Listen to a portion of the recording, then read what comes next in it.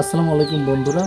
আপনারা জানেন আমরা প্রবাসীদের পাশে, এমনকি প্রবাসীরা যারা বিদেশে থাকে তাদের জন্য আমরা কাজ করি।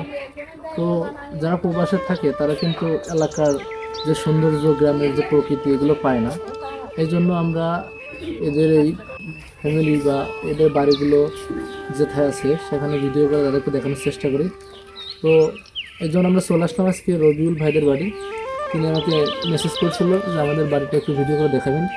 তো আপনারা অনেকেই জানেন আমার ভিডিওতে মনিটাইজেশন নাই, আমি অল্প কিছুদিন ভিডিওতে কাজ করতেছি।